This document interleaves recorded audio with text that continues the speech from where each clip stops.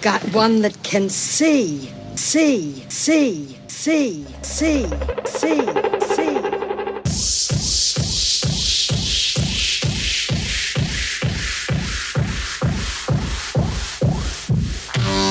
Welcome to 3NN Podcast with your hosts with the most, Nick Tesla and Brian McFadden.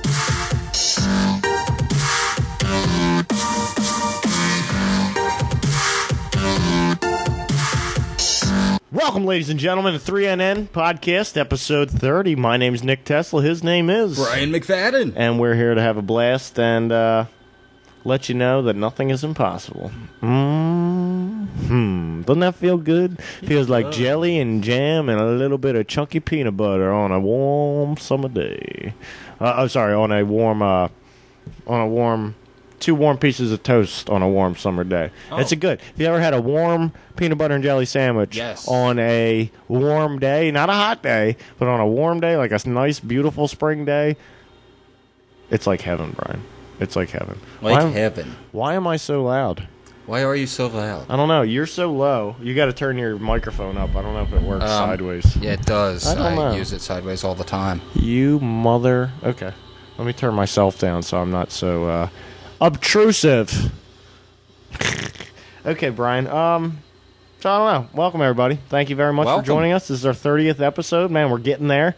It's really weird that our 30th episode, okay, Brian, think about this, okay? Just real quick, and then we'll move on to our topics of the tropics, okay? Our 30th episode comes up almost exactly 30 days before my 30th birthday. That's scary. Now I take all those 30s and put them together, and what do I get? Okay, yeah, it can be 90? going. I watched the number 23 the other day, so I'm a little bit number theoried out. But put all those threes together, and what do I get? 3, 3, 3 today. And to me, I was telling somebody about this at work, and she's like, "What? Never heard of that." But she's never heard of free college courses you can take online, like a dumbass. She's so old. Anyway, she's not a dumbass. She's a nice person. She's a great lady. 333 is basically the opposite of 666. I thought that would be 999. No. 999 is, I think, the conglomeration of the two when you're talking about the yin and the yang. I believe you would talk about 999. But when you're talking about 333, I look at that as one of the most divine numbers. 333... 33. I actually believe 33 is an evil number. I believe 33 is evil and good are relative, I think, of this world. But 33 is much closer to 666, where 66 is much closer to 333. I don't know. That's just my kind of thing. Well, 333, random 333 fact, the Washington Monument in Washington, D.C. is exactly 333 feet tall. Yeah, come on, dude. 333 is a very prevalent number. And so is... Not getting into the how or the why, you can do your own research. Isn't it 332? Is it the Skull and Bones number? I don't know. 322. It's really weird that this is our 30th episode, almost exactly 30 days before my 30th I think it's funny that the Skull and Bones... All these 30s. Oh, my God! 30s. Oh, my God! Oh, Alex Jones is in the studio, ladies and gentlemen. Oh, my God, it's a conspiracy. The Skull and Bones is 322, and Obama wants to ban 223 ammo. And if you reverse it, it's like the reverse of the 333 and the 666. Oh, my God, it's the end of the world. You can lose your mind, dude. You can lose your mind in numbers. It's really honestly true. Like, you watch the number 23, and you're like, what the fuck? Look at your thing. Oh, you're going to miss it. Yeah, that's you. It's like me a couple minutes ago. Basically, I like seeing those big spikes in the volume. You can lose yourself in numbers, and I think that's actually, it's a bad thing, but I think it's actually there's a lot of truth when it comes to those numbers and people who lose themselves in numbers, because it's all numbers. It's all zeros and ones. Yeah. And like our reality can be described using mathematics. So it's like, it's only fitting that you can lose your mind in numbers, and numbers are all around you. It's like, if you look for certain numbers, when I look for 66 is my number. I look for 66 all over the place. Not like I look for it, but my brain is subconsciously looking for it. And there's a 66 on one of my keys, and I see a 66 here and there, and you know what I'm saying? I'll see. What's weird is you never see a 66 on a clock. True. You don't. The only thing you can't even get close to it. The closest that you can get to it. The closest that you would get to it is 6:59. You know? Oh, yeah. That's the closest, but you can't get any closer to 66 than that. Really. You know, think about it. Like, But you can get 333. but you can... Yeah, you can get 333. That's some pretty insane shit. I don't know. Why are we talking so much about... We don't know, but we're number talking theory? about it because it's interesting because We're we're on talking about it 'cause 3 it's interesting. NN We are. with your 2 hosts. Hold on. So... 3 non-nerds. 2 Whoa. hosts. Whoa, One and what do show. we do? Hold on. No, we do 2 shows together. So this might be this is 3 true. and N Is that the with only 3-2-2? 2 hosts. 3-2-2. But we so still these bones 2 now? hosts or is it do 2-2-3? We support 2 the, shows AR-15 together. Maybe we support Skull and Crossbones, and people don't even know. Maybe we don't even know we support Skull and Crossbones. Are we COINTELPRO? Were we MK Ultra at some point in our lives? I don't remember. I think there are. COINTELPRO people that don't even know they're COINTELPRO. Mark Dice. What do you call it? I'd like to say Alex Jones is, but you know what? I'm tired of talking about Alex Jones. I'm on an Alex Jones sabbatical. Like Alex Jones, the name coming out of my mouth, sabbatical for the next 30 days. The movie that he's I'm done in with that's Alex coming Jones. out, In my 20s, I'm done with that Alex movie Jones. that's coming out looks very interesting. Chuck Norris's son is in it, wrote, directed it, whatever. It's about this... Alex Chuck Jones, Norris, I believe, is Alex Jones actually a CIA plays... agent, like Steven Seagal. Well, Alex Jones in this movie plays the evil senator that's trying to take away our rights. Oh, God. It's an interesting movie. It looks really good, actually. All right, well, my sabbatical started 30 seconds ago, so I can't really comment. But maybe I'll check it out 30 days from now. It's called Amerigeddon. It comes out, I think, in November. American. That's pretty cool, though. It sounds like it might actually be a pretty interesting movie. But then It's again, a very interesting movie. it sounds especially like since it Walker, casts Texas him as the Ranger. bad guy. Yeah, well, it sounds like Walker, Texas Ranger, just with different character names, honestly. And hey, if that's what it's like, there were some Walker, Well, the Texas scene Ranger that they episodes showed I on liked. Alex Jones's show is they're doing this like meeting or whatever, congressional meeting. He's talking about how, we need to do this and this and this, when he has evil motives behind it, but he's pretending it's good. And the good guy, the protagonist, who's like this senator that realizes that the government's trying to screw the people, he's saying, no, that's bad, and blah, blah, blah, blah, blah. And Alex he's trying Jones, to as be the Rand evil Paul. senator, sits there. Yeah, and Alex Jones, as the senator, sitting there, you're a threat to America. Keep an eye on that guy. He's an enemy of the country. And the man, guy's really just a legit patriot trying to expose Probably gonna tyranny. have some, you're probably going to have some pretty funny clips. It's a libertarian movie. It's probably just going to have some funny clips, though. Some pretty outrageous, goofy clips, especially with Alex Jones acting. As the bad guy. Well, anytime you see Alex As Jones the evil acting, senator. when Alex Jones isn't acting and just being himself, I'm talking about Alex Jones in Waking Life. If you've ever seen Alex Jones in Waking Life, it's just him being himself. And you know what? It's pretty good. Pretty good. In a movie, it's pretty refreshing. It's different. But when you've ever seen him actually trying to act...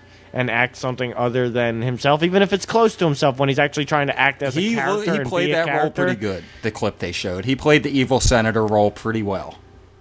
I still just see...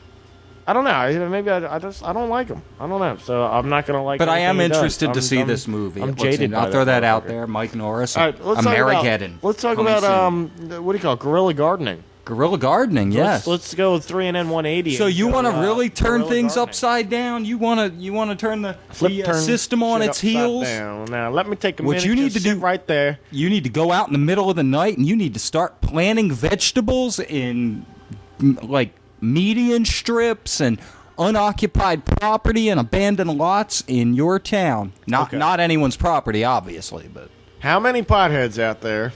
I don't know how this went to potheads so quick, but how many potheads out there save seeds and don't save seeds, or how many potheads out there are breaking up weed on a daily basis and they're seeds? They got seeds. You know, some people smoke good shit and there's no seeds, but there's a lot of other people who smoke shit with seeds. Okay, and you got these seeds, you might throw them out, throw them in your ashtray or some shit like that, right? But we got Bohemian Rhapsody playing in 800 times slower in our background today. It's fucking me up a little bit. How many potheads got all these seeds? And could we not start a guerrilla gardening, I guess? we're not how do you say it? advocating breaking. No, all I'm the- advocating that how about if we're going to go out and then plant illegal gardens where we were not given permission to plant these gardens, Well, this- and we're doing it in the dead of night and nobody knows we're there. Hey, if people are going to be out there doing that, then what's wrong with people going out there and planting weed seeds and media? Because this guy is helping inner city youth get away from crime. Hold on. If I pull up, not if you're going to get arrested for it. How am I going to get arrested for it? If I plant it and it grows there wild, what I'm saying is, if I'm driving in a city one day and this turns into a thing, because marijuana is not a bad thing. What does this have to do with this guy planting vegetables in inner cities to get the youth to fucking have something to do other than crime? Everything to do with guerrilla gardening. It's just another facet to guerrilla gardening that nobody's ever thought of yet, or nobody hasn't thought of. Well, Ron Finley started doing this when he wanted a carrot without toxic ingredients that he didn't know how to spell. So, yeah. RonFinley.com, ladies and gentlemen, if you want to check into that. Ron Finley is a guerrilla gardener, which basically exactly what Brian said, is he goes out and in the dead of night likes to plant gardens. In his mind, he wants a world where gardening is gangsta. He wants these gangsta kids to be gangsta about gardening and vegetables and horticulture and health. That has and have everything. That doesn't have to do with robbing everything. People, murdering but hold on, that people, has getting arrested. Everything to do with weed. That has everything to do with weed. You're when going it's back in to places where it's legal. Yes. No, it doesn't matter if it's in places. You know, the whole legal system is a giant sham to fucking make the fucking system money. But you also know that it's going to come down on you if you do No, I'm not talking about. I'm talking about guerrilla gardening. Do you think? Hold on. Do you think anybody that's doing guerrilla gardening, that's illegal, Brian? I'm sorry, but that's illegal. You're sitting here saying, "Oh, well, guerrilla gardening. No, this is a good thing. This and that." Because, well, hold on. Planting weed is bad because it's illegal. Because the weed's illegal when it's really just a harmless plant. Well, Ron Finley's no longer guerrilla. He actually gets permission from the communities now. That's what I'm saying. But the way that he started it was doing it guerrilla, and there's people talking about it. Yeah, there's another article we got pulled up. He planted a vegetable garden in the median strip by his house and tended it, and he hey, wow, this is great. This could teach kids responsibility, keep them out of trouble. Yep. And now he's starting this program to build there was in the nothing city wrong of with LA, that. in the middle What of the hood. I'm trying to allude to is that he's doing that. Guerrilla marketing is in a sense illegal, right? But nobody gives a shit because he's fucking guerrilla marketing. Guerrilla gardening did I say marketing? Guerrilla marketing is another thing I'm interested in, right? That is not illegal. That is illegal. Guerrilla marketing. Guerrilla marketing is illegal. That's what I'm saying. It's like the whole idea of guerrilla anything, which guerrilla gardening is, it's illegal. It's not guerrilla gardening. Isn't like if you ever heard about guerrilla warfare. That's like guerrilla warfare is. Hey, we just wanted to give you a heads up. We're going to be in the woods today, and we're going to be hiding behind this tree, that tree, and up in this tree, and we're going to be we'll have booby traps here and there. That's not how guerrilla warfare works. Guerrilla warfare is you do shit the way that it needs to be done. You do shit. I don't know. I've read war as a with disregard for the way shit's supposed to be done. Right. By the way, according to this website, The Truth About Poo, we're doing it wrong. Oh, what are you talking about? I'm just reading the right column down the side of the Guardian's trending articles. What I'm saying is that guerrilla gardening is inherently illegal, okay? Because you are gardening on property that is not yours. True. Okay? Nobody really has a problem with it, probably, because... And I'm sure there are some municipalities where they've removed the gardens because they didn't have permission. Times. Exactly. That's what I'm saying. It's not legal. It's something where you could get in trouble for doing it. What I'm saying is... That's not legal. So what is really the inherent difference? And what you got to understand is guerrilla gardening, you're thinking it's one person. In that town, there's only one person that's doing guerrilla gardening. Maybe that's how it might start. But if you actually start it as a movement, and which they're trying to do here, and which Ron Finley is trying, that's the reason he's putting himself out there. He's not just doing these things and keeping to himself and nobody gives a shit. He's got a website. He's putting himself out there. Like, he's making guerrilla gardening a thing. Right, exactly. Well... a lot of other people. He wants other people to start doing it. It could be a really good thing, okay? So if a lot of other people start doing it, do you think any one of those people, there might be some people, but they're kind of pussies in my mind. Do you think any one of those people are going to be like, oh, well, I'm going to get in trouble if I do that. I can't do that because that's illegal or that's against the law. No, there's a bunch of other people that do it out there. It's something that's done, and there's a community that does it, and they're not attacking the people that do it, okay? They can't really get the people that do it. In the future, we should try to get him actually on as a guest and talk to him about this because he gives his mobile phone number out on his website. What I'm saying is the reason that he does this, okay? That's awesome that he gives his mobile number out. That's what I'm saying. We should reach out. Easy to contact. We should actually a real person. Get in touch I like with people him. like that. We should get in touch with him. In the same sense, okay, look at it this way. I'm driving through a city. I've lived in an inner city, okay? Like, this is not an inner city where we live right now. Not even close to it. And this isn't even if we're, you can go over to North Philly and see a bad city, right? But it's still not. It's not North Camden. It's not a, it's not exactly. It's not LA, a compact. It's not Harlem. It's not a, well, I'm thinking of more of like a Camden or even a Wilmington, right? A Wilmington, Delaware. Okay. Wilmington's not super bad, but it has its own crime problems. And there are parts where you can walk through and be like, Cleveland. This is scary, right? But there's also parts where it's just run down and dilapidated, which you think of Camden, you think of Detroit, you think of Flint, Michigan. St. Louis. Right? Okay, now, if I were to drive through one of those places, I'm thinking Wilmington in my mind, but there's so many other places like it. I were to drive through one of those dilapidated areas of Wilmington, right, and see gardens popping up, it feels good. It does. That's a really nice thing. And it makes your community. It makes people in the community want to do more about their own property. I may want to stop over and pick a flower, and maybe even smell a flower. It might sound stupid, but I might want to stop over and do that. Now, along that same exact line, fuck the whole, it's illegal and you could get in trouble. What I'm saying is, if guerrilla gardening becomes a thing. If you're driving down the street and you see a pot plant, you might want to stop. That's what I'm saying. If I see gardens in a dilapidated area that was once dilapidated, and I see gardens, but I also see pot plants strewn about within it, and it's not a big deal, and nobody's like, oh, this needs to be removed, and the cops aren't like, this needs to be removed, because everybody's becoming much more relaxed on weed. Okay, so it's just like a wild weed growing in there. If I pull up into a fucking place and I see a garden, that's beautiful, yeah. But if I see a weed plant, you know what? That's fucking awesome. And if I can get a bud off of that plant, if I can go over and clip a little 2-gram bud off of that plant and go home and smoke that shit, or let it dry out and fucking smoke that shit, is that not a wonderful thing? Is that not a really good thing? And like, I know what you're saying is like, well, you're going to get in trouble for that. If there's a shitload of people guerrilla gardening out there, and half of those people that are guerrilla gardening are planting weed seeds as well. If people start planting weed seeds in these guerrilla gardens in areas where weed is not legal, then the police might crack down on these gardens entirely and say, okay, no gardens. What I'm saying is, or the way I'm looking at it, and we don't want that. That you need guerrilla gardening to start up first. Yes. Okay? And that could take another 5 years for it to really become really take off and become a thing where it's going on in a lot of cities, and it's like not just one or two people. There's a lot of people doing it, right? There's people who want to beautify their area, right? Well, once it takes off and there's a shitload of people doing it, if weed seeds are starting to get planted in all these, the only thing police are going to do is try and remove those weed plants if they ever fucking see them, or they fucking get a report that it's there.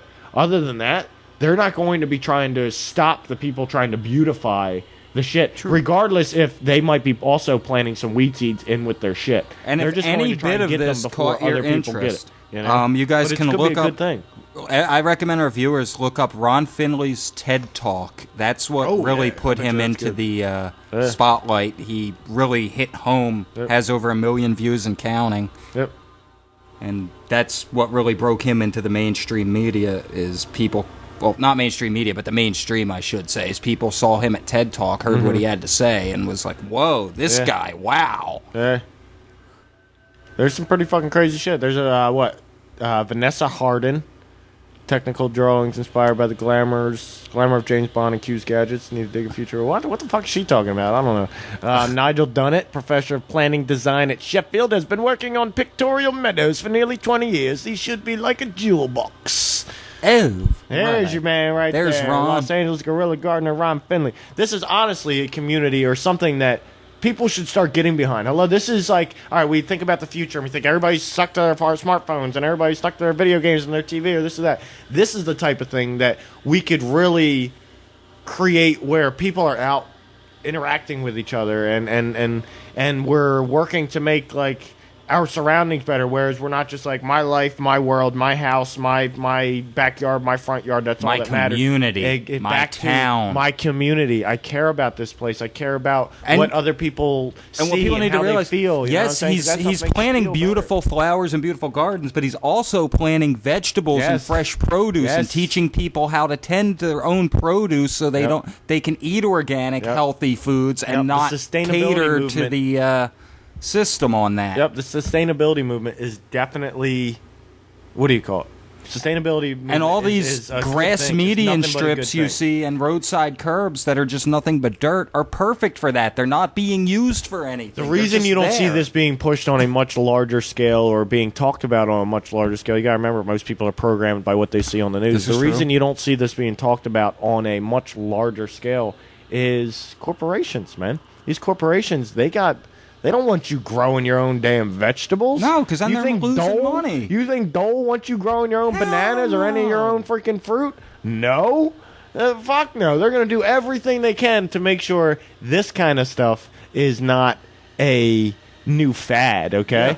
Seriously, there's certain things where it's like corporations kick themselves in the ass because they didn't stop before it happened. Well, and this is pretty obvious. They don't want this to happen. Well, no matter what the mainstream tells you, remember what Ron Finley said, real G's plant flowers. Yeah, real G's plant flowers, dude. They don't mug people. They don't rape people. They don't create havoc. They plant flowers and gardens and vegetables and take care of their communities. Yep. And they don't trash them and burn them to the ground like some people. Yep. Ferguson. All right, so here's I don't know if this is Ron Finley's advice or all Ron Finley's advice, but here's some advice on how people can do this themselves. Pretty interesting, okay? Bring in color and fun, okay? You know, if you want to do it yourself, colorful and fun plants are things that are amazing, or just like can bright make you colors. Think about Florida. If you've ever been to Florida, there's so many different, especially if you've been to Miami. Oh my God! But there's so many bright, vibrant colors, and it makes you feel good, especially when it's good weather, like springtime. Oh, it makes you feel so good. I was down there in the dead of summer. It was brutal. You can also in the wintertime in certain areas, like up here where it's cold, you can also have holly bushes, certain things where it can still look that are pretty beautiful. Exactly, you can still make things look beautiful. Even a regular old friggin' pine tree when it's covered in snow, that looks awesome to me. Like. Well, the only problem, I don't think of it as a problem. I actually think of it as an awesome thing. But if we ever abandon a city or humanity gets like somehow wiped off the planet, but the cities are still left standing, we ever have to abandon the planet, let's just say, nature, and I think that's the good thing about it. Nature will take back so much quicker. Oh, yeah, it will. So much quicker because it's like, think about a sidewalk with cracks in it. And how grass and weeds grow up through those cracks. You know what I'm saying? As soon as as soon as there's light that's able to penetrate in, then plants are going to grow. But as soon as there's areas for it, whereas nothing would have grown if that sidewalk wasn't cracked. The dead center of that sidewalk, nothing was growing underneath of that. Oh, yeah. But with those cracks there, all of a sudden things are able to fill in, and it's able to take over that whole sidewalk and almost absorb the sidewalk into the soil faster. You know, maybe it takes a couple hundred years. I don't know how long it would take for a sidewalk to absorb. Maybe it doesn't, because the sidewalk's like rock. It's rock. It's cement rock. I would think it would stay there for a while. It might fossilize after a while. I don't know, Brian. That's a good question. What happens to sidewalk after hundreds of years? That's a good question. Yeah, I don't know. Our sidewalk's going to be found. They're going to be like, they've got these lines. They just put lines all over the place. Lines just intersecting with each other. I just don't get it. What were these here? For? Yeah, they'll have flying cars, and they'll be looking like, what are all these lines on the ground for? All right, what was the other one? Sow some sunflowers. Sunflowers are awesome things, and it's also saves our bees, man. We gotta do everything we can to save the bees, man.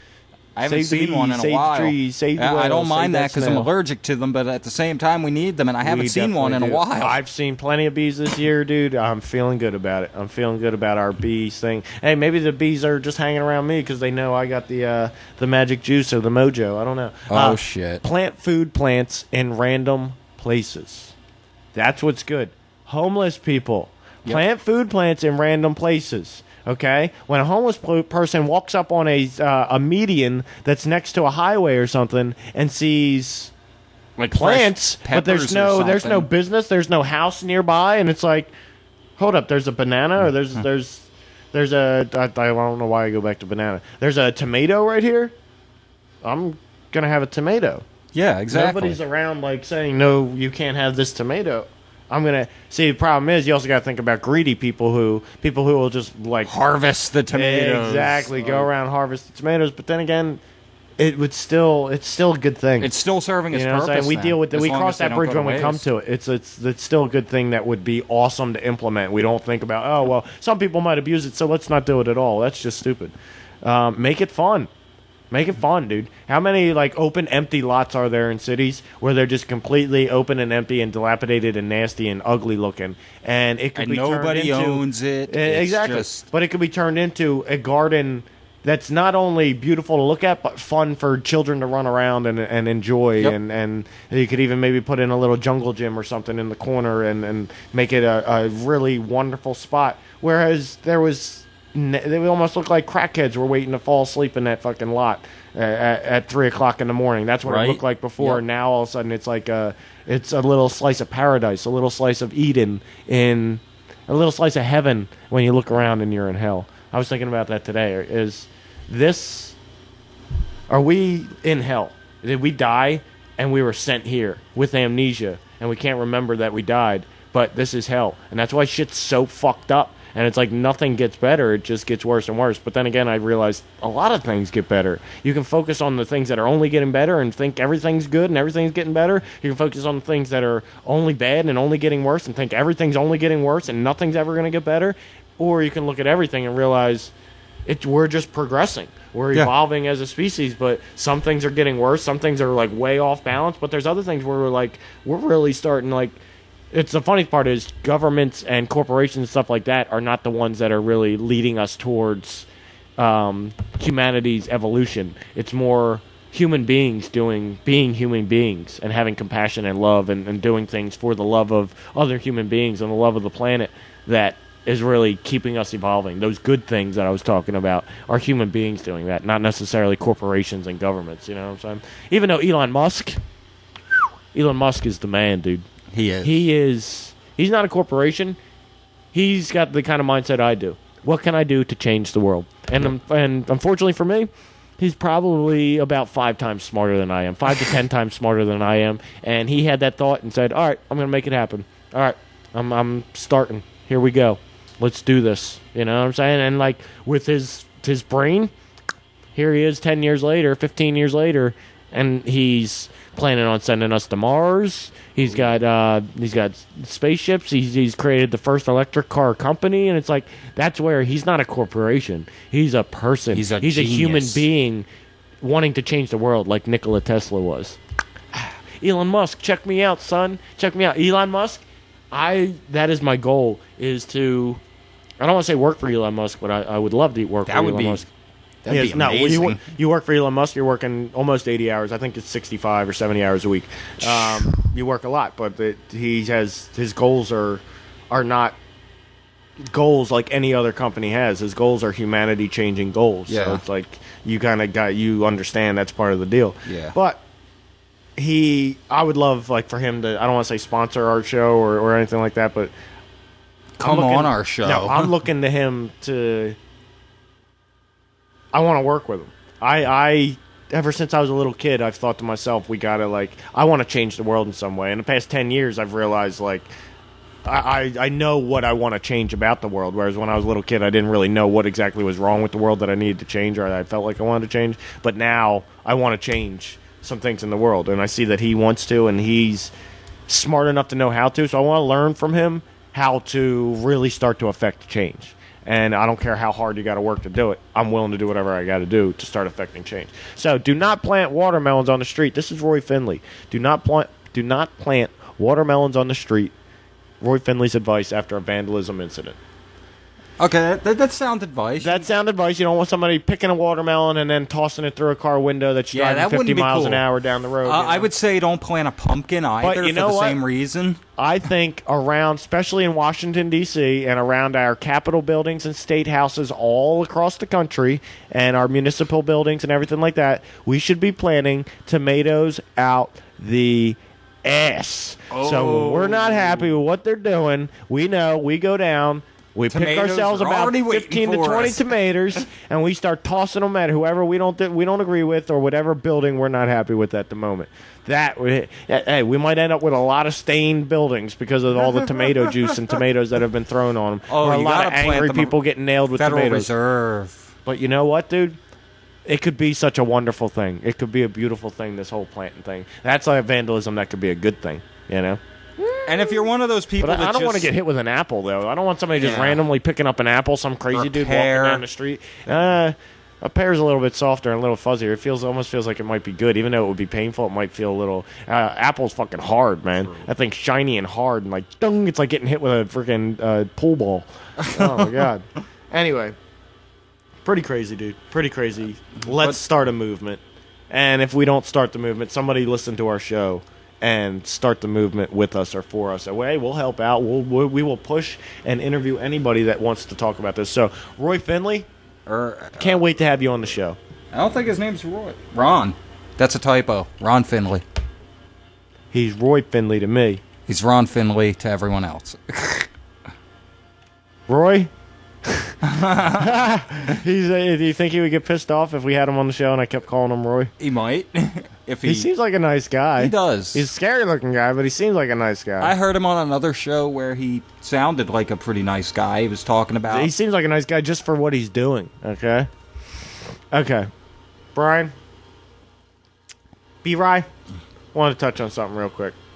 Before we touch on the holographic universe and holograms celebrities... Tupac came back as a hologram. Oh, did he? Yeah. They said he was going to come back. He didn't come back. He just came back as a hologram. But so did Elvis. Think about this, Brian. When we talk about sometimes on this show right here, moving past this society that we have and this cash-based society or this monetary-based society and everything, and how do we move past it, and how do we differentiate between communism, socialism, and remember I was saying we need to kind of create a new kind of system and where we don't need to do that, right? Listen. The Inca built the largest and wealthiest empire in South America, but had no concept of money. I like it. I like that a lot. I really like it. Holograms to ensure... So think about that in those the context I just put it in. Holograms Elon Musk. Ensure... Elon Musk, help me Nikolai out, buddy. Tesla. Come on, me and you. We could do some pretty amazing things together. Holograms to ensure that even dead comedians will still have to get gigs. I really didn't want to, I was going to read this whole thing, but I'm not going to read the whole thing. I just wanted to touch on my point about this. Could this expand into more and more celebrities? Could we possibly transfer consciousness into a hologram sometime in the future and live on as a hologram? Or could the spirits of dead celebrities hijack their own holograms? Kind of weird, kind of crazy to think of all these different things. That would be a good movie, wouldn't it? It would. This also reminds me of the hologram in the library in the movie The Time Machine, where that hologram was just there living on and on and on way past when we were there because it just had its own power source and could just keep on going and going and going, and it lasted hundreds of years, thousands of years. Or when it comes to a hologram, right? Think about once we're able to transfer consciousness into digital form and into computer form, right? And eventually holograms are going to get to the point where literally a drone, a hover drone, flies 10 feet above the ground and projects the hologram underneath of it. And that hologram can move wherever it wants to go. It might not be able to interact with as much things. We got to get to that point. But that hologram can continue on and communicate. It might not be able to physically interact with certain things, but at least it can communicate, right? Now, or think about also an exoskeleton underneath of that hologram, and the hologram's projected onto the exoskeleton. So the person, they look like a hologram, or they look kind of real or a little bit like digital, but they can touch stuff because they got the exoskeleton underneath. I don't know. But transferring consciousness into holograms and then living on indefinitely as a hologram.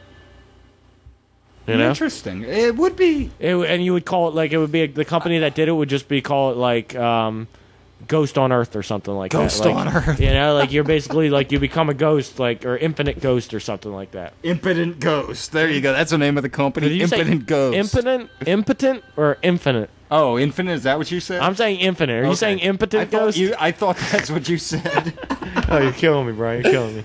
I don't know. So there's many Call 1-800-IMPOTENT-GHOST. I remember when I saw Tupac, that kind of blew my mind. I've always been blown away by how you can recreate somebody that's already dead, recreate them from past footage and all that, and create completely new footage of those people interacting in whole new ways. I don't know if you remember the Hoover commercial or whatever it was back in the day with Frank Sinatra in it after he died. I think it was Frank Sinatra. And no, I do not.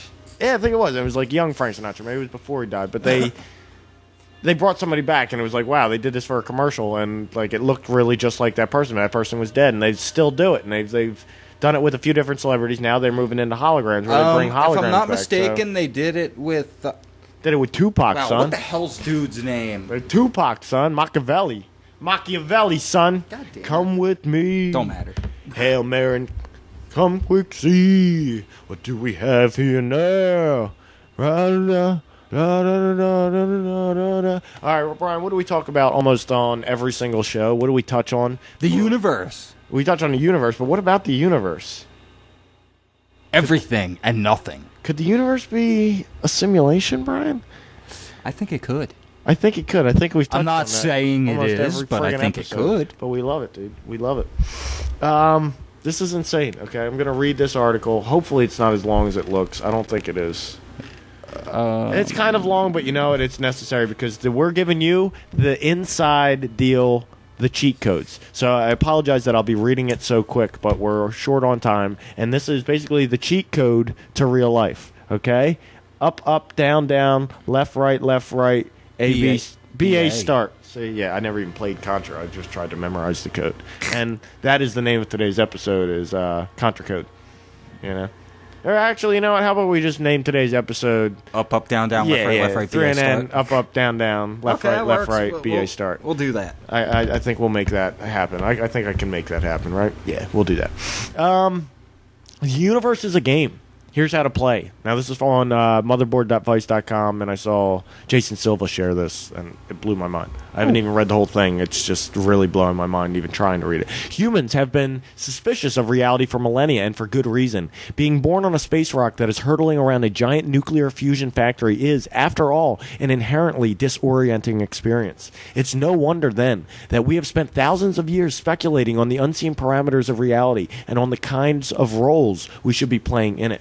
One of the trippiest theories to emerge from the distrust of all things spatio-temporal is the simulation hypothesis. The idea that the universe is a simulation and we are just players in it.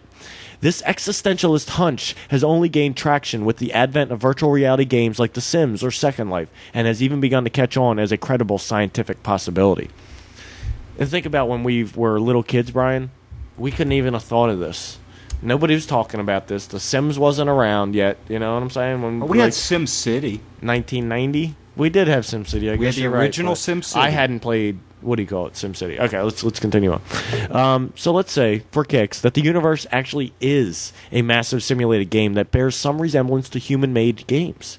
Some compelling questions immediately come to mind. What is the gameplay like? Who are the players? Do we respawn if we die? Do we level up if we play well? And most importantly, what is the objective of the game? Have we not asked those questions over and over and over again, Brian? We have. In terms of reality's gameplay experience, it seems pretty clear. Let's see. We got another. Is that another 500 or 800? What's it say?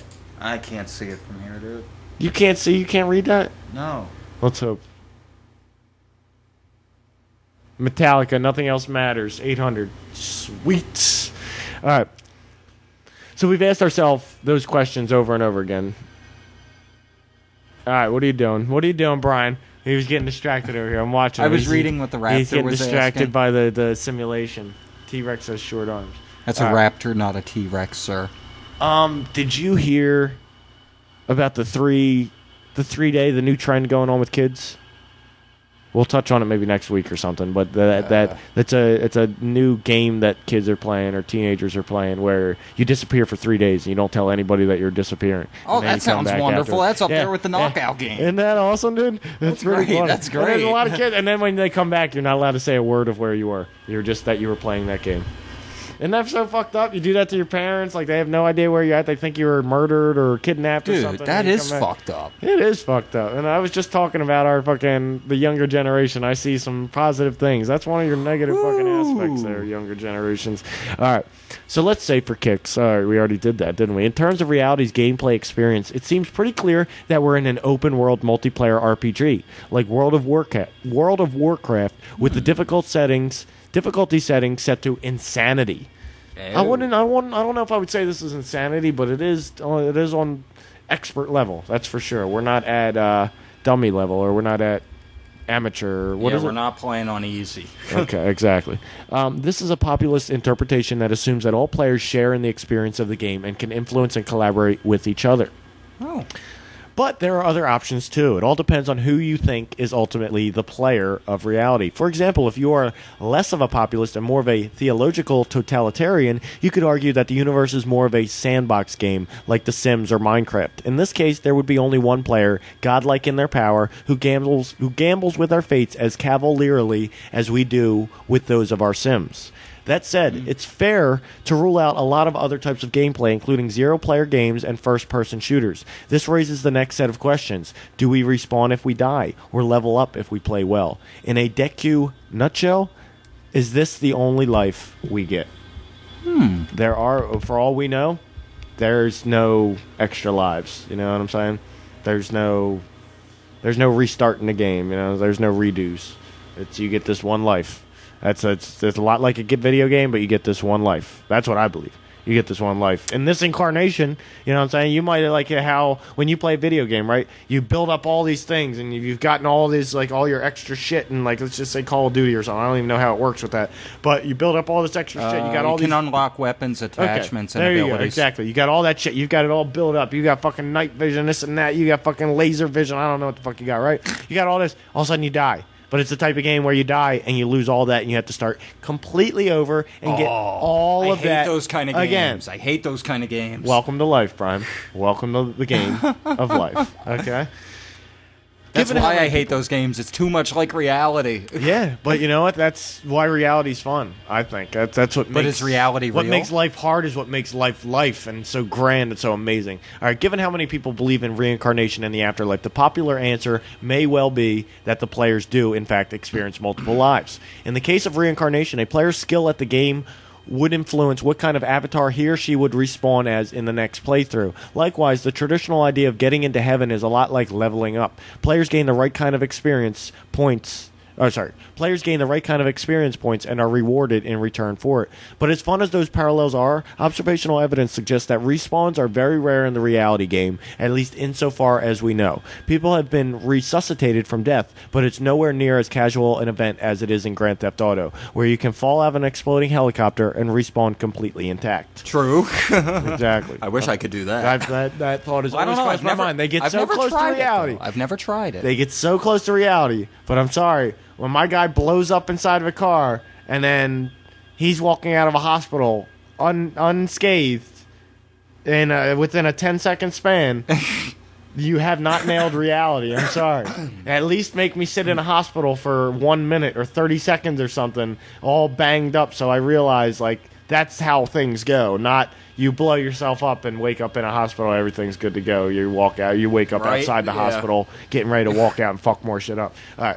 And though we may one day engineer digital afterlives, we're not there yet technologically. So for all intents and purposes, it looks as if reality only gives us one playthrough on a game with no save file. All right. Before we go on, Brian, I just want to let everybody know that today's show is being brought to you by Gaslighting, and Brian murders feral cats on his off days. Oh. Okay, then. And for anybody out there that doesn't know what gaslighting is, I'm not going to tell you. I don't know if Brian really knows what gaslighting is right now, so he's a little bit confused. Just know that Brian murders feral cats on his off days. Okay, then. And I apologize if that's offensive to Brian or to anybody else out there. And also to make it clear, I do not truly believe Brian murders feral cats on his off days, okay? I was going to say kittens. That would have sounded so much worse. It would have. But don't take it... But I do enjoy the Stephen Lynch song, Kill a Kitten. Don't take it personal. Just look up what gaslighting is. It'll fuck your head up, Brian. It'll fuck your head up. And you'll realize that a lot of us are gaslighted in life, and we just take it. And you don't need to ever fucking take being gaslighted. Don't ever fucking take that shit. All right, moving on. That might sound depressing. But remember, this is a massive multiplayer game we're talking about, so there are still lots of lives to work with. Moreover, reality could also be viewed as a multi-generational turn-based game in which people cumulatively try to beat the game even if their avatars aren't around to see it. That raises the ultimate question.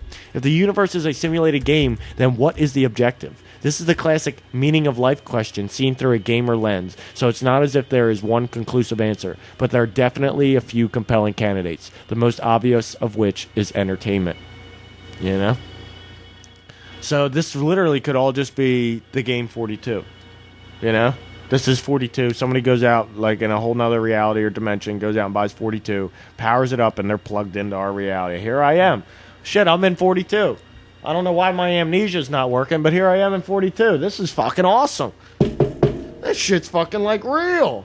It's like, it's not like my world, but it's still, I feel like I'm really here. This is, 42 is awesome.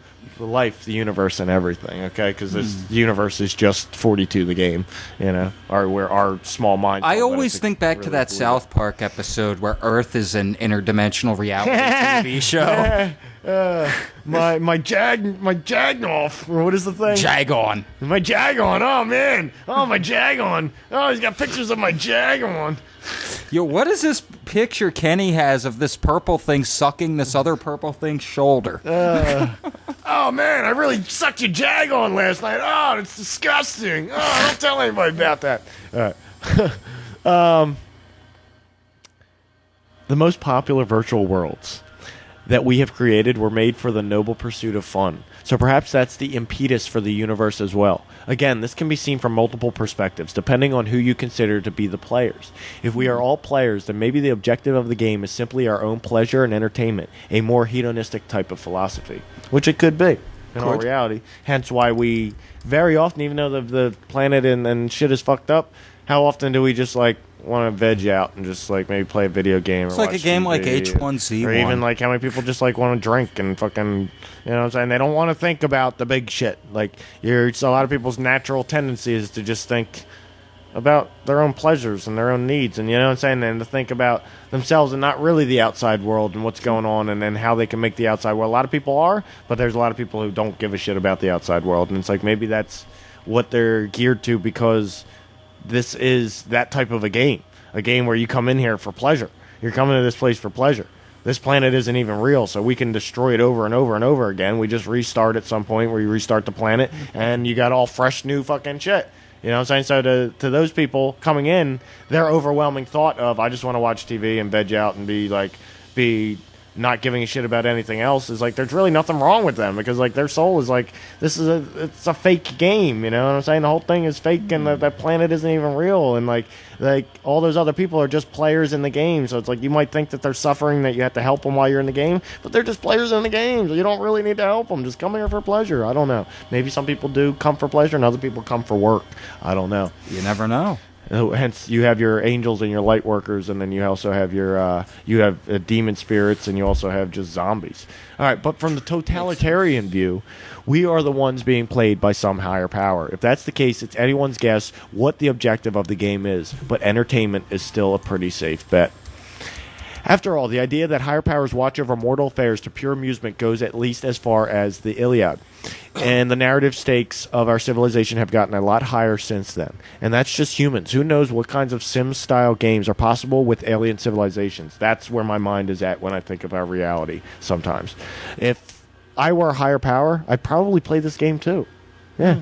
Just as there are countless ways to find meaning in existence, so too are there infinite possible objectives in our speculative simulated universe. Perhaps the objective is to prevent the heat death of the universe, a popular cosmological endgame that suggests maximum entropy awaits all matter in the universe.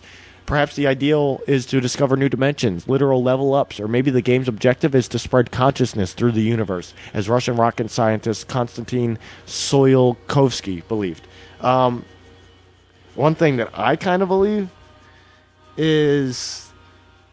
I believe that Nick Tesla is not a Russian scientist. Joe Rogan, all right? Joe Rogan has come out and said this a few times, and he's mentioned who he's gotten it from, and I can't remember who he said it, but he's come out a few times and said this could all just literally be shit that happened in the past, saved in a computer, all of history saved and recorded, and that's why it repeats itself? Replaying it. No, we're just a computer replaying the past. Like, it's basically almost like how we would watch a movie of the past. I want to know how it ends, dude. A much more advanced recording of the past. Yo, just playing out. We're not even real. Like, we were real thousands of years ago, millions of years ago. We're not even real now. We're just playing out on the computer, and we think we're real. You know what I'm saying? I don't know. Interesting. Dude. Another thing that I was thinking about, I thought about this today, and I felt like if it is the truth, maybe that is the reason why some people have gone literally insane overnight, or schizophrenic, or have had heart attacks just out of the blue, right? No, look, listen to this. Hear me out. When you die, okay, and you move on from this world, this reality, this universe, okay, this whatever we're in, okay, you move on this dimension, and you move on to the next dimension. What if the next dimension is not the end destination? We're 3 levels down, like in Inception. The next dimension is just the next dimension up.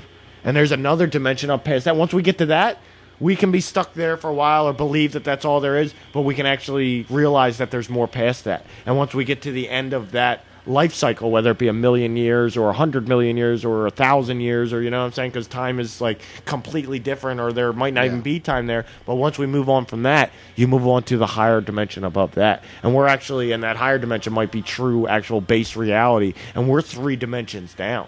We're not even in true base reality. None of this is even close to real. We're in a simulation inside of a simulation.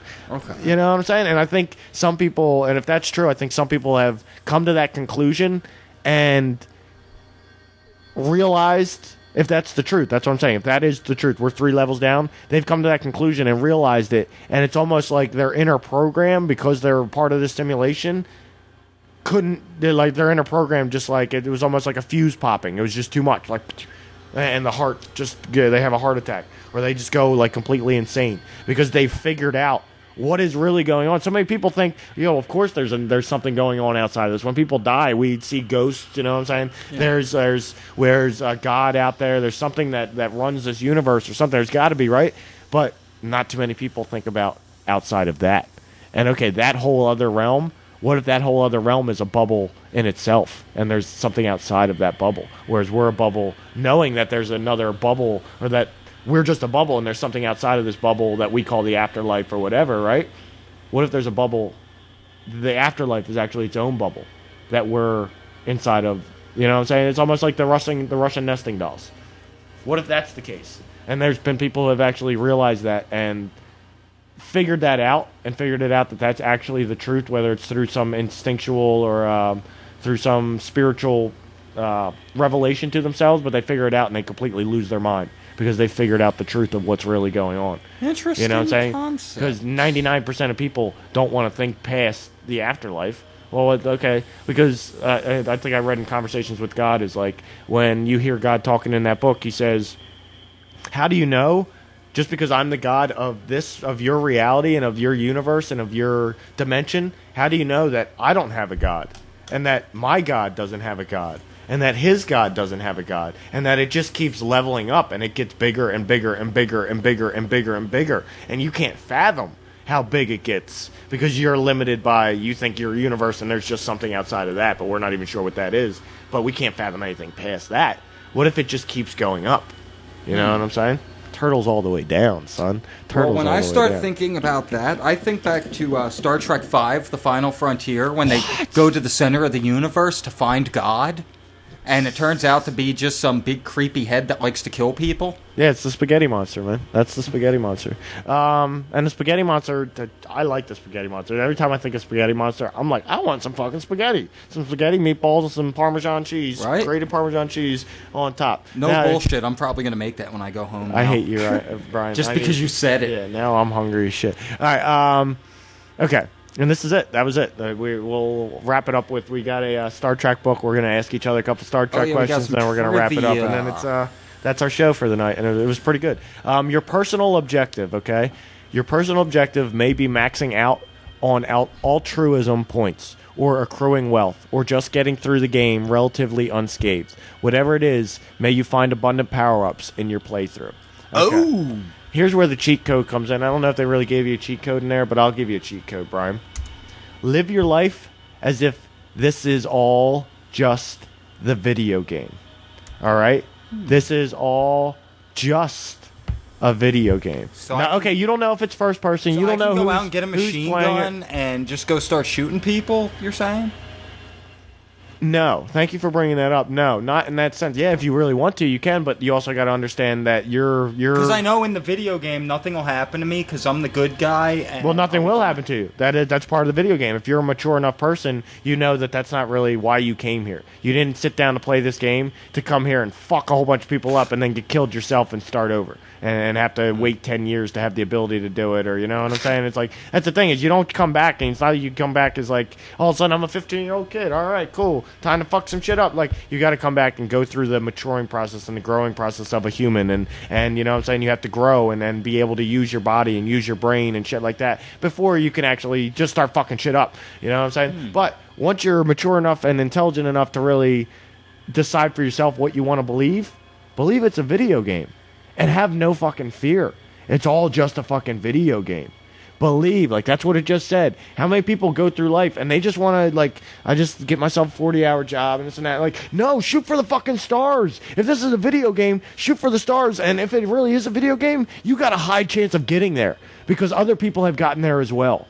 Okay, and all you got to do is look at how they did it. You don't have to do the exact same thing as them, but there's other people who have gotten there. And if this is a video game, then you can take some of the things that they've done, just like you would a cheat code to beat a game. You use certain cheat codes, and you use what they did, the cheat codes that they used, you use them to get where you want to get in this video game and accomplish what you want to accomplish. Hence, Elon Musk, talk to your boy, okay? Because you've got some cheat codes that you're figuring out. And I know it's your intelligence and your work ethic, but I want to know how I can do what I got to do to get to that point. And if I got to figure it out myself, I'll figure it out myself, and we'll make it happen. But you know, I got big plans for this this video game here. Tell you what, Brian, nothing else matters.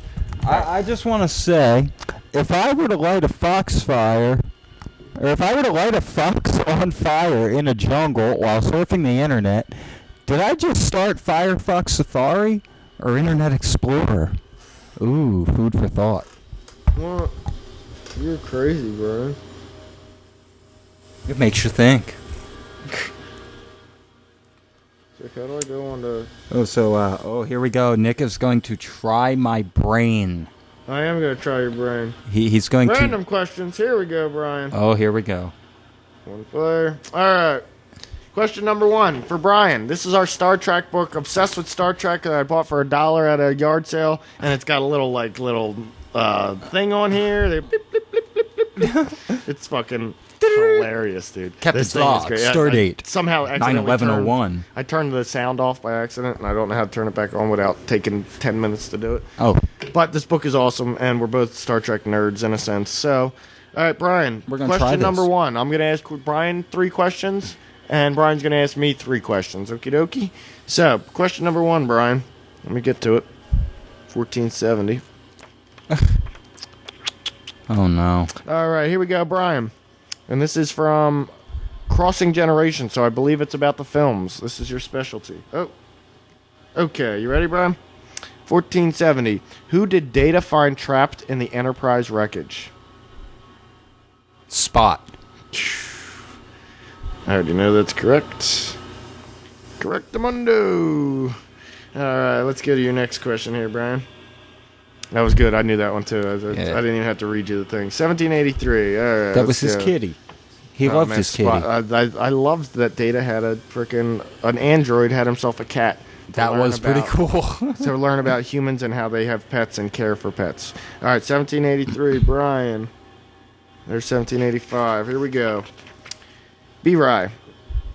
Where did Picard first meet Sarek? And I believe Sarek is Spock's father. Okay. All right. A, at the wedding of Sarek's son. B, during the second Khitomer Accords. C, at the Starfleet Academy. Or D, on board the USS Stargazer. I want to say D. He's going to say on board the USS Stargazer, folks. Because that was Picard's first assignment. Incorrect, Brian. Incorrect. He met him on... What number were we on? 1780. He met him at the wedding of Sarek's son. All right, so it's Spock's son. At Spock's wedding. When did Spock get married? Maybe Sarek had another... Maybe he has another son. Interesting. All right, random question number 3 for Brian. Then we move on, and we asked me questions, which I'm going to get wrong, dude. I was reading some of these. I was trying to answer some of the questions. I'm like, damn, I'm a Star Trek idiot. I really thought I knew my Star Trek lore. I know my Next Generation lore pretty well. Okay, then I'll get you with Next Generation then. No, you can't. They're all random questions. Oh. So this will just prove to people that I'm not really Mr. Star Trek like I think I am. So we're really kind of non-nerds, you know? Even though you've got 1 out of 2. So if you get 1 out of 3, and I was 3 out of 3 before we started. You were 3 out of filming. 3 before we started. So we didn't say do random questions. 5 out of 6. We kind of did random, but we didn't necessarily do the things random. All right. So question number 1890, Brian. What ship was Tom Paris first assigned to after graduation? Who? What ship was Tom Paris first assigned is to that? after graduation? Tom Paris was a... oh, wait, he was on Voyager, right? Yes, he was. He was, hold on. A, USS Exeter, B, USS Equinox, C, USS Bozeman, or D, USS Albatani. It is not the Bozeman. Okay. It's either A or B, I have a guess in my mind, but I'm not going to say it until you give me one. Give me A and B again. A is the USS Exeter, and B is the USS Equinox. I'm going to go with A. I was going to go with A as well. Let's see if you're correct. Correctamundo, 2 out of 3. Brian is officially a nerd, folks. All right. Actually, that's a 66%, which in school is a fail. No, but you're still a nerd. You got 2 out of 3 of the Star Trek, random Star Trek questions. Right. All right. So mine is 1374. Go to question 1374, Brian. Let me put some light. Clap on, clap off. Go clap her. Fucking clapper, man. It's not the easiest thing. I'm just picking up the noise from the TV. Hey, you got it. Nick is failing using the clapper. 1374, right? I'm getting If to the little screen turns off, just hit the button, the square button on the right-hand side. Okay. 1374. All right, hit me. Give me my 4 choices, too. I need them. Jesus, I don't even know this. All right, go ahead, hit me. What type of aliens were the sphere builders? The sphere builders? A, transdimensional. B, subspatial. C, fluidic space beings. D, antimatter. And what was their name? Sphere builders. Sphere builders. And what was the second option? What was B? B is subspatial. Subspatial. I'm going to go with B. How do I find out if you got the... Oh, I see. You just do this. Just hit B. It's take it like 1, 2, 3, 4, A, B, C, D. Incorrect. Incorrect. What the correct answer is D, antimatter. Antimatter? I thought it would have been subspatial. All right. Our next random question is number 1053. Woo, 1053. Woo, woo, woo. Let's see what 1053 says. Where's my lighter? What Seinfeld actor portrayed Kuros in Think Tank? A, Julia Louis-Dreyfus. B, Jason Alexander. C, Jerry Seinfeld. No. D, Michael Richards. D, Michael Richards. Please be Michael Richards. Please be Michael Richards. D, Michael Richards is incorrect. Oh, it was Julia Jason Alexander. What? I was sure it wasn't Jason Alexander or Seinfeld. Oh, my God. Okay, wow. 1189. That's insane, dude. Seinfeld, my 2, that's awesome that just popped up because I love Seinfeld and I love Star Trek. All right, what do we got? Hit me, Brian. Hit me. Oh, my God. I know this one. I don't know if you do. What is the name of the Klingon version of Hell? Okay. A, Pakboth. Okay. B, Fekir. C, Stovokor. D, Greythor. I would say A. Probably so wrong. Is that your final answer? That's my final answer. Because that answer. is incorrect. Before I even press the button. Press the button. What is it? Stovercore? That's what I thought. No, it was apparently D, Greythor. Greythor. Okay. All right. What the hell? Hey, the book ain't wrong, man. That thing's obsessed with Trek. All right. So I got... Did I get 1 out of 3? I got the last one, right? You got the first one. You didn't. You picked A for the last one. It was D. You got 1 out of 3. Yeah, all right, cool. So I'm a non-nerd. Between the 2 of us, we got 3 out of 6. But hey, not too shabby, man. That's so weird. Oh well, book is right. There's no way it's cheating. That's for sure. Even though this reality could be all fake anyway, it could just be cheating you just because. Sometimes I think reality is just messes with us. Sometimes to really get our brain thinking. you know? I used to have the Klingon dictionary when I was a kid. Oh, God. Brian! If anybody didn't see, I rolled my eyes. No, there was a Klingon dictionary PC game that you could get, or Learn Klingon language. It was basically like a Klingon-based Rosetta Stone PC Klingon game, but you could learn Klingon through that PC game. I was interested in all of the Star Trek PC games. I had Deep Space Nine Harbinger, and that game, you get to like walk around or explore. And it's not open world exactly, but you get to walk around Deep Space Nine and explore it and go through corridors and stuff like that. But it's like you click forward and the character moves 10 feet forward.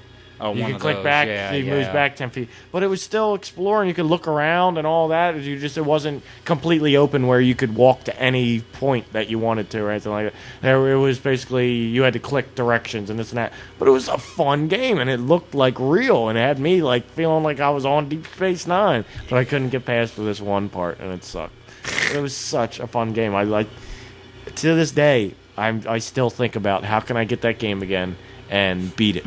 Because I'm so pissed that I couldn't get past the one part, and all it was a puzzle that I just couldn't figure out. And it was back in 1997, I think, when cheat codes and stuff like that weren't available, or walkthroughs and stuff like that weren't available. So on that note, everybody have a great week, right?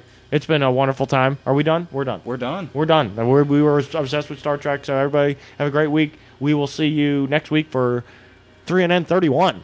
This has been a wonderful show. Up, up, down, down, left, right, left, right. BA start. You know it. So, thank you for joining us. Just want to let everybody know one more time. Nothing is impossible. Especially if this is all video game. Nothing. Right? Nothing's impossible in a video game. So actually, some things are if they're not within the programming. But yeah, that's true. That's true. Yeah. Well... So nothing is impossible except a program law. If there's not a program law, but then again, who's to say that program law can't be changed? You know, can't be changed from inside the program.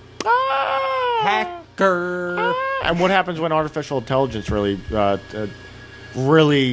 takes off? Artificial intelligence gets to be our kind of intelligence. Will that be able to connect on a whole nother kind of level if this is really a simulation? I don't know. Brian, very good question. Thank you, everybody, for joining us on 3NN episode 30. We will see you on episode 31. You can check us out on Facebook.com/3NN podcast. Don't forget to check out YouTube. Yep. YouTube.com/ what is it, Brian? Where We Lied To. Hey, you can check out Facebook.com/Where We Lied To. Also check out Facebook.com/The Real Nick Tesla. And if Ron Finley happens to be listening to this episode, get in touch with us. We'll talk to you on the air. Roy, I'm dying to hear from you, Roy. Ron. And I'll make you call him Mr. Finley. Roy Rogers McFreely. That's what I think of. Roy Rogers McFreely. You got to watch American Dad. Roger's the best. Ron, we would love to have you on here. Ron Finley, you are the essence of what this show really respects and wants to show people, that there are people that really are pushing for good things. There's a lot of people pushing for bad things. A lot of people empowering us. But you know what? Nancy There's Pelosi. a lot of good people out there, and we need to share that information. Just how the mainstream media shares all the bad stuff with us, there needs to be so many more people sharing the good stuff with us, and he's one of the good stuff. So Ron Finley would love to get a hold of you. We'd love to have you on the show. What do you call it? Find Brian. I wanted to finish to say that. Find Brian, Facebook.com/Brian. Brian3NN@hotmail.com. There you go. Yeah, or you can just find us at 3NN@hotmail.com. Make sure you keep an eye out for wherewelied2.com. And on that note, everybody have a great week, and we will see you next week. Next Wednesday, 9 p.m. for 3NN 31. 31. 31. Matt Damon. Matt Damon. Come on, Ortho. Matt Damon. You know what? Right now, because nobody listens to the end of the show, like the end of the show. Some people might, but open invitation to any and all people that have done anything in the public eye. There you go. An invitation to any and all people that have done anything in the public eye. Okay, whether you're Tom Green, okay? This is the Tom Green show. All right, he's the man, Tom Green. Whether you're Tom Green, Vermin Supreme, Suzanne Muldowney, Underdog, as most people know. New Jersey Weedman, anybody. If you've done something and you feel like you have something that you want to share and you have a voice and you're not afraid to use your voice, come on our show. use your voice. We got a phone. You can call in if you want. We got a Skype. You can Skype in if you want. We actually have a call-in number. I don't know if I want to give it out. I'm trying to figure out how I'm going to deal with that because I have a couple people that, maybe not a couple people. I have one person that I really don't want knowing that number because they're going to try and prank and bother us and try and. I don't mind though. Hey, if somebody wants to prank or bother us with that, I'm not saying I don't mind. Hey, that's exposure, man. It's going to happen. Hey, it's going to happen. But I don't want somebody trying to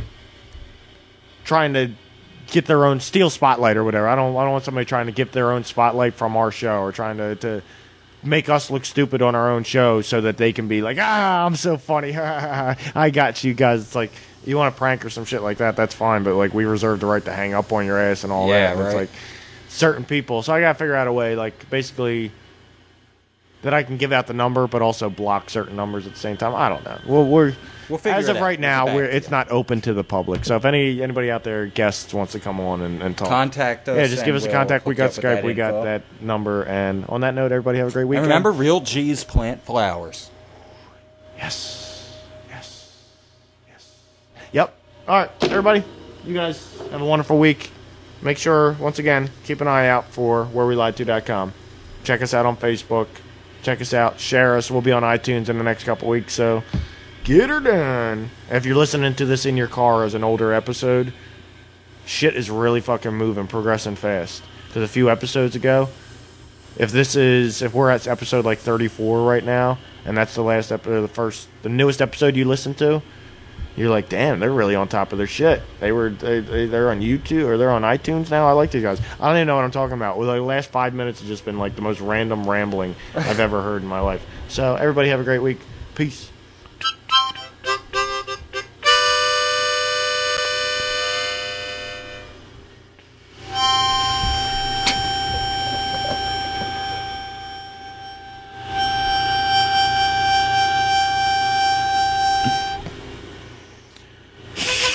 Oh, I think that's how most people play it.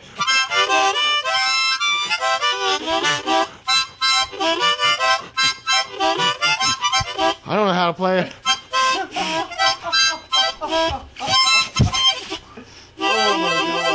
A harmonica. All right, peace, folks. Later. You're gonna get in the vault.